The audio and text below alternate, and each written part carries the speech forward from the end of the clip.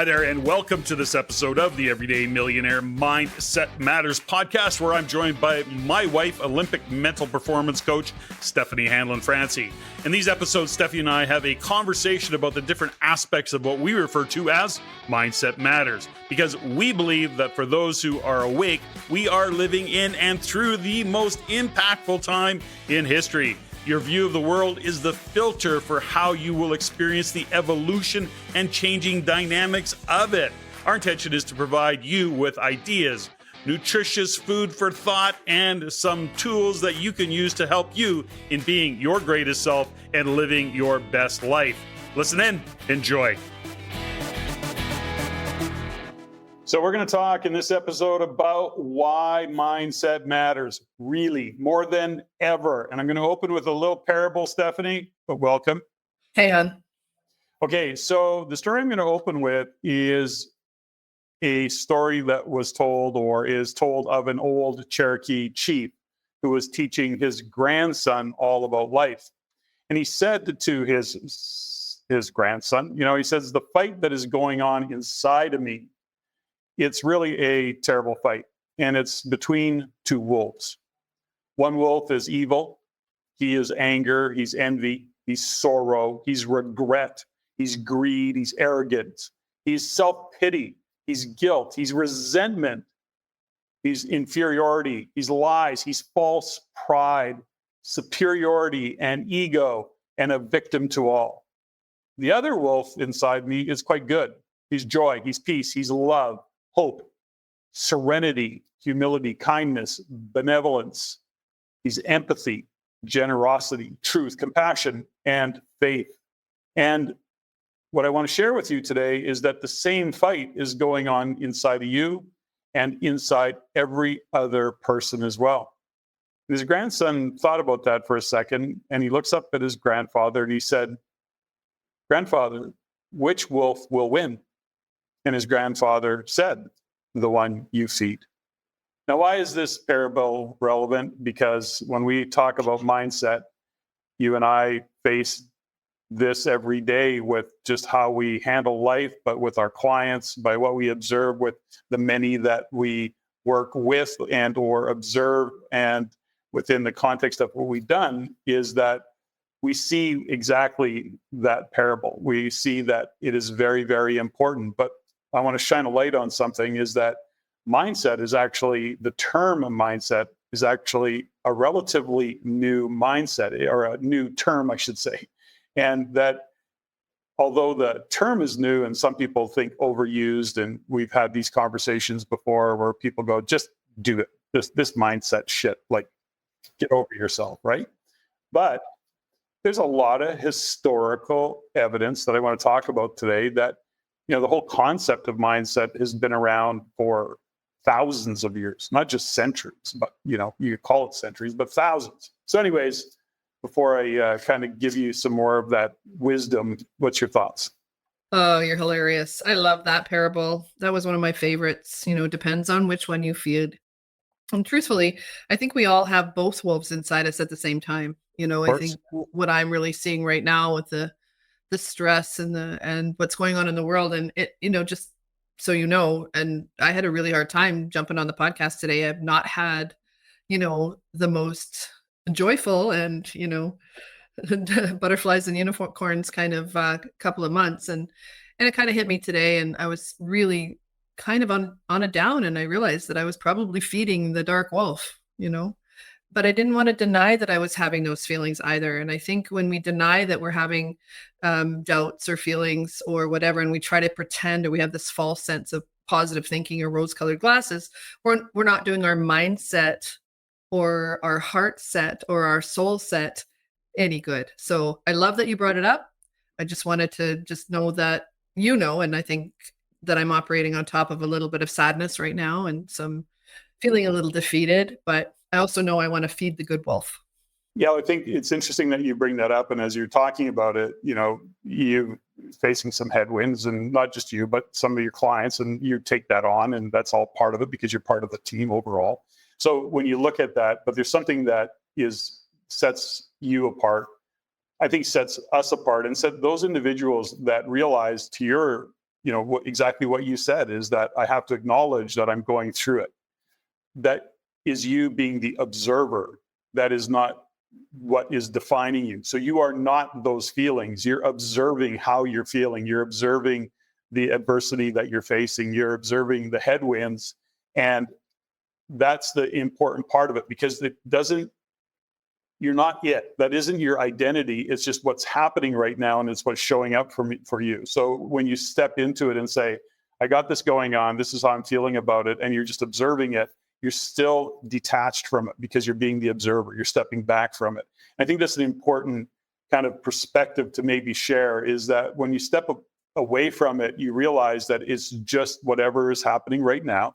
It's all just an illusion. None of it's real. It's all part of the matrix, and it feels real, and there's real consequences, and there's all the shit that's happening around it. But if you step back from it, you're not being drawn down the emotional rabbit hole to the degree that it becomes this weight tied around your ankles, pulling you to the bottom of the emotional ocean, if you will, where you drown in it because you're observing it. That's not what it is. You follow that thought process? I do. And I really appreciate the fact that all the work we've done over the last 30 some years has allowed me to understand that I am the observer.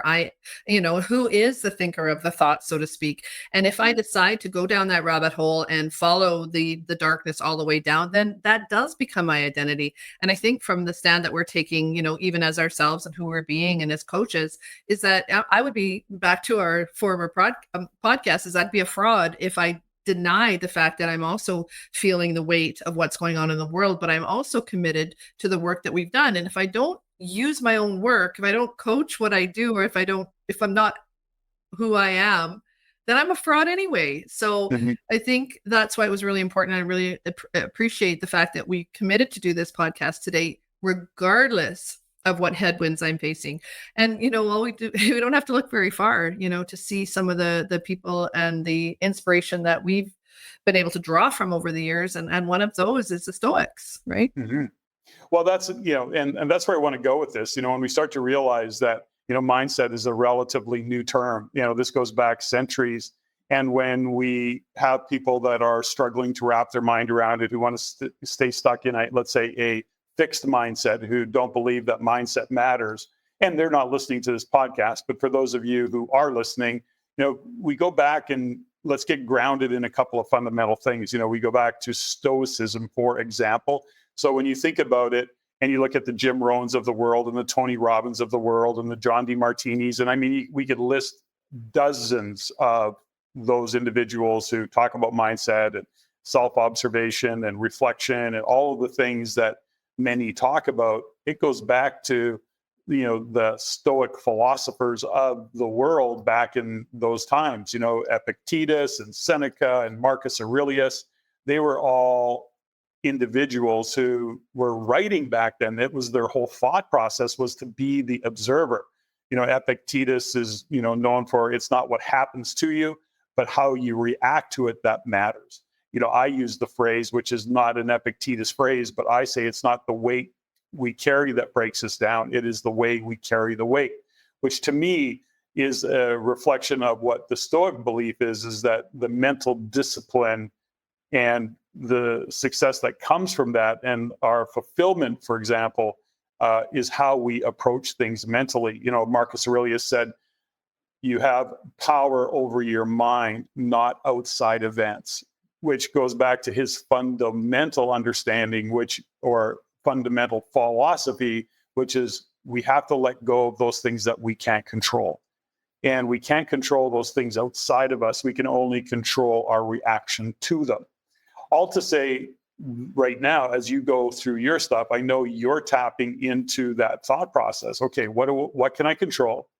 What can't I control? Where can I be a contribution and have an impact on a shifting result? And where do I just have to let it go and let it unfold the way it does, with a fundamental belief that the universe is unfolding for you, not against you? So do you want to add to that? And then not resisting that, right? One of my favorite lines, and you always used to remind me, is that you can't force the river.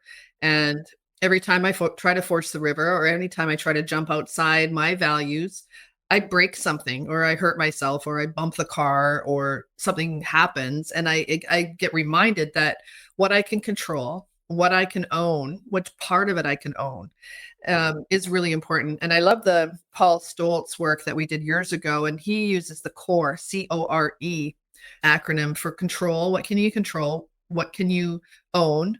R, what is the, oh, I can't remember what the R means. Reach. Good one. Reach, the reach, like how far does it reach into your life? And endurance, the E is endurance, like how long are you going to let this go on for? Especially when there's certain things you're never going to be able to control. And I think with what we're dealing with in the world of 2024 and beyond, in the last 3 to 4 years, there's so much out there, the tsunami of the negativity and the divisiveness that's out there is now starting to bubble up. And that was a lag. I think many people, what I'm experiencing right now, are experiencing a little bit of PTSD because some of the reality and the truths are coming out. And now we're facing social media, things coming out, about rock stars and movie stars. And this whole thing that's happening right now is very, very sad, very scary. And if it's true, hasn't been going on a long time. And are we as a collective feeling that heaviness and that sadness and that deep, deep disappointment in the people that we've held on high? And then on the other side, people that I care deeply about are being falsely accused for things that they didn't do. And then at the same time, so it's very difficult to navigate right now. And I think if I was outside my values and outside the course, the CORE, and disconnected from my meditations or from my stoicism, I'm reading Ryan Holiday's newest book right now, and it's really helping because I also don't want to deny that there's some big shit going down in the world. And I don't want to be ignorant to it, but I also don't want to be caught up in the tsunami of the bullshit. Well, in what we call bullshit, again, what can you control? What can't you control? You certainly can't control what's happening with Diddy and that whole rabbit hole. And I don't want to go down it. I'm not interested in it. It doesn't matter. I know enough about it to go, okay, let that one go. There's not much we can do about what's happening in terms of the war, in terms of, what Israel and Iran, Iraq, Middle East, Lebanon, Russia, Ukraine. I mean, it's just a shit show, let's face it. And it's hard not to be witnessing what that is. And then, of course, there's the political divisiveness that's being driven in the US. All of a sudden, Canada, when a US election comes up, all of a sudden you think we're the US. And I don't want to minimize the fact that, we may have an opinion of who the president should be in the US because we're directly at the effect of that. I mean, they are our biggest trading partners. They are our brother in bed, sister, whatever you want to look at it. The point is that we hang out a lot together. What they do matters to us as a country. And then we've got the political challenges that we face with our federal, provincial, municipal. I mean, it really is kind of how do we avoid or not pay attention to it? But the key is that what can you control? And the reality of it is you can control none of it.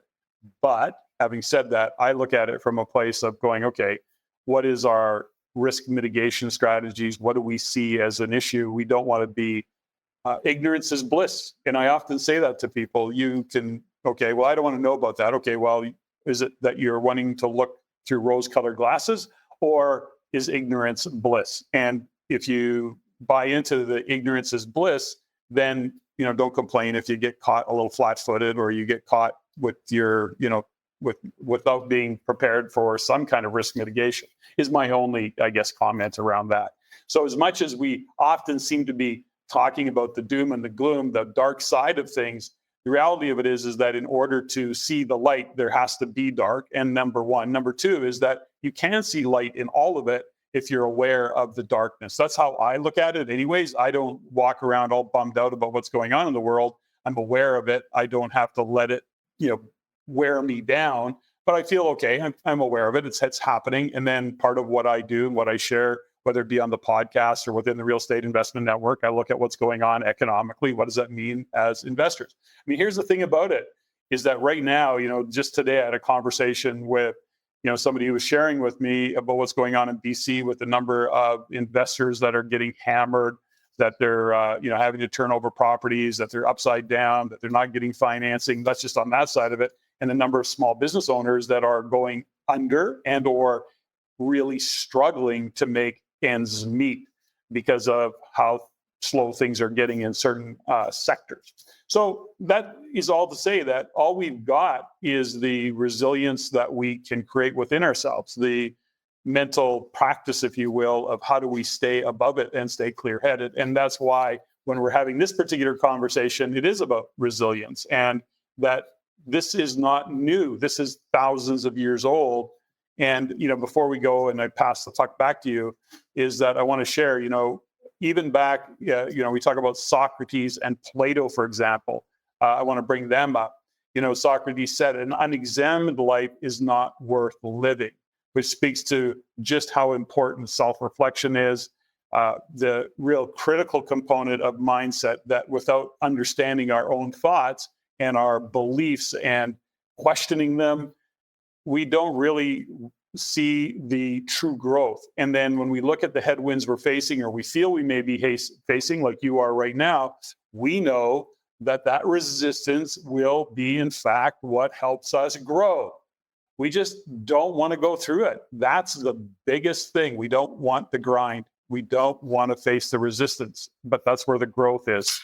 But it would be so good to just be on cruise control, wouldn't it? Wouldn't it? Yeah, no. I think not for me. I mean, as much as I'm really struggling in my own getting back to my center around how I'm managing myself and my energy and my contribution to these situations, I know that I'm still 100% responsible for how I show up and the energy that I bring to the room. So if that's part of my mantra and that's part of my commitment and my belief system, then if I just can anchor back to that, then that's very helpful, not just for me, but for the people that I'm supporting. And where that leads me to is when I look at the support that we have around us, I'm so grateful. If we didn't build the circle of support and the people that believe in us and the people that are around us, I wouldn't have the resources to draw on to get myself. Yeah, I can journal all day long. I can meditate all day long, but I also need to have a circle of trust that I can go to, and that people that I know have my back and my vested interest, and that there's a confidentiality piece. And I think that's what I'm so grateful for you, Hun, is that we have that commitment to each other, that we can, we can hit our knees or we can hit bottom and then, not stay there, but also have that space to know, okay, let me get you. I got you. Let me hold you. You need to cry. What do you need to do? Get it out. Let's go. Boom. But with respect and empathy. And what I'm seeing right now is what I'm going through is I can reach out to my circle of support and feel that support and feel that. And I just hope that when people are going through, I believe there's going to be some rough waters coming ahead, 2025, 26, 27, is that, do you have that support system in place? Have you built a circle of support? Do you have a trusted inner circle? Is your heart space, are you clear and complete? Have you said everything you need to say to certain people? Because when maybe the yogurt does hit the fan, are you going to be able to navigate your way through it, as hard as it is, feel what you need to feel, but not get sucked down the rabbit hole and really beat yourself up for maybe not being prepared? 100%. And so, we share these, and I share these insights today because it really just to validate the fact that, it doesn't matter where we are in history and what time, there is always the challenges that people faced. And the greatest people, those individuals who history was written about, are actually those individuals that were very aware of what it took, the mental aspect of the game that they were playing, because life happens. Back in the day of Buddhism, I share this, is that in the Buddhist teachings, especially there's a guy, the actual Buddha was, I don't know how to pronounce his name, Siddhartha Gautama or something. I sorry if I just ruined that whole thing, but that whole philosophy was around the power of the mind and the importance of actually mastering our thoughts. And in that case was about achieving enlightenment and inner peace. The Buddha said, the mind is everything. What you think, you become, which is... Whoa, cowboy. Say that again. Don't step over that.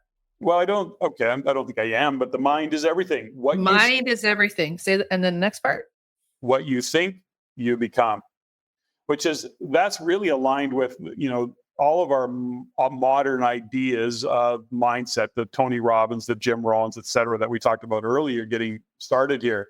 It really kind of is an illustration, if you will, that our thoughts actually shape our reality and they shape our identity. And that when we start to master our thoughts, and our mind really does become the key to our transformation. And this goes back to the many things that we've talked about, is that our life is in fact a reflection of who we are, but are we being who we are intentionally, or is it just we're reading and reacting as opposed to being intentional about that definition? And before I pass it back to you, the other one that I want to get back to, because it's really, we talk about Buddha, or we talk about Buddhism, or even the Stoics, but I was going to say Marcus Aurelius. I mean, gosh, think about that. He was an emperor. I think he lost 7 kids. He went through floods and feasts and famines. And I mean, like when you really study what Marcus Aurelius went through, it's unbelievable of how he was able to go through all of that and still write all the things that he wrote and be as brilliant as he was at that. But even when we recently, some time ago, we watched, or I did anyways, the movie about Napoleon Bonaparte. And he is known as being one of history's greatest military leaders.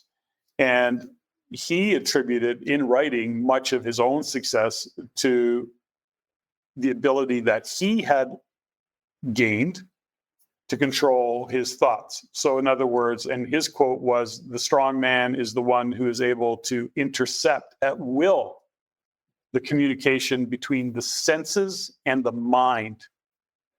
And Napoleon really did understand that mindset was the key to remaining calm, to be composed and strategic, even in the face of the adversities that he was facing as a general or whatever rank he was in fighting.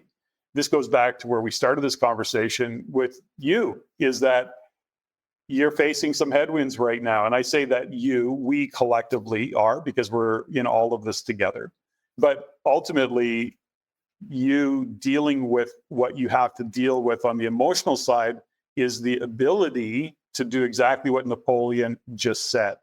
The strong man, in your case, the strong woman, is the one who is able to intercept at will the communication between the senses, the emotional drain, if you will, of all that you're going through, and the mind. And having that observation position allows you to do that. That's my interpretation of that. What's your thoughts? I think that's pretty much the only thing that allows me to keep taking one step and putting it in front of the other as we go through this, because I also know that after a high, there's a low, but after the low, we also step back into, really having the skill set and the mindset and the heart set to move forward into the what's next. I don't know anybody's life that, is that success is based on all the great things that happen to them. And I think I would be a liar, or we'd be remiss to say that we haven't had our biggest gains after some loss. And there's always a sense, I think, over the last 30 years we've been together, that every time we felt that we've just hit bottom, what gives me hope is that I go, oh, every single time this has happened, something amazing has happened right after. So I'm confident in that regard, but I also don't want to step over that, maybe there is the lag time, maybe there's a gap, maybe that whole PTSD thing that many people are experiencing right now, or if there's things that are happening to you that you feel like you can't control. I mean, I'm living with and through situations where it's birth and death and suicide and false this and false narratives and lies and deceit. And it's like I'm living in a freaking soap opera. Yeah. But I also know that if I'm the calm in the storm, I have to do my work, and I have to be able to. Right now I'm living in, like, my office is usually a bit of a shit show, but I've never seen it like this. I mean, our house it's open and loving, and everybody's coming in, and I know this is a place of healing, and eventually we call it the compound, but I know eventually this is going to be a place where people come because it's time for them to, to get down and dirty with, and that's what's been happening over the last few months and years, where people come here to be in an environment of holistic health, healing, truth, good food, cows, dog loves, etc. And I'm starting to see on so many levels that what we've created just by sticking true to our values is that what's being reflected back is that this space is happening as a place where people are feeling nurtured. And do I feel good right now? No. Do I feel alive right now? Absolutely. Well, let me cheer you up, because I think there's, again, is that, yes, you're dealing with all the things that you're dealing with alongside. But, having said that, when we look at our lives and just how much we have in our lives and how much we have going on in our lives, this is just one small aspect of it. On the other side of that thing, we got some really cool things going on in our lives, in our businesses, with our team and the growth of our team, and our team is strengthening. And there's a lot of really great things that are going on. And there's some unknowns in that too, which I love. Yeah, there's always unknowns in that, because we are entrepreneurs. We are those individuals that keep growing or trying to grow and expand and do all the things. First, see what happens. Yeah, but I mean, with that, we also have a lot more experience and confidence these days, given our history and what we've done. But I do want to say, that, within the context of what we do here on the podcast, is that we recently have got some DMs and some comments and some people that, is really interesting. Is we had one young lady who had reached out and said it was just the message I needed that day, but she actually shared that. And it was really wonderful to see that, when you sometimes live in these bubbles called a podcast, audio or video or whatever, you're in a bubble. It's a little bit of an echo chamber, and you don't always get the feedback, but it's always great to get the feedback. And I just want to shout out to those who DM'd and, gave us some encouraging words, because it was meaningful for you and the message landed for you. And that's always our wish and our goal, is to give you some insights, something to reflect on, and hopefully you can take a little bit of it home or apply a little bit of it to what you've got going on in your life, just to know that, yes, there is the good wolf, and yes, there is the bad wolf. We all have got it going on. Let's feed the good wolf in this particular conversation. Let's not look at one or two things that we got going on, the headwinds we're facing. I mean, there's a lot of fear and uncertainty and questioning, all of that. Don't go it alone, and really tap into the resource that you have, which is your view of the world, which of course is mindset. So let's wind this down here. Steffany, any parting thoughts?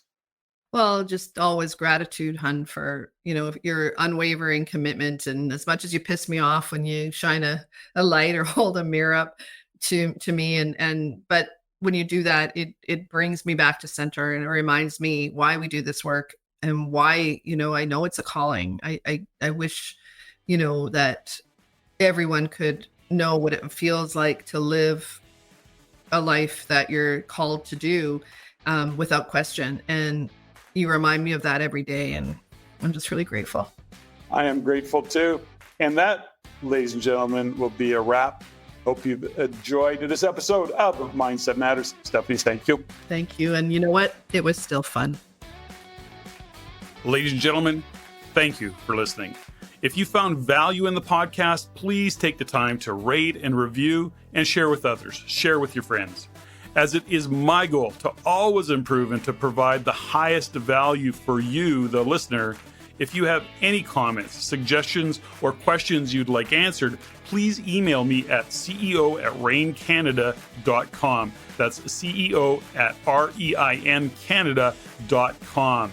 I look forward to hearing from you. And until next time, Patrick out.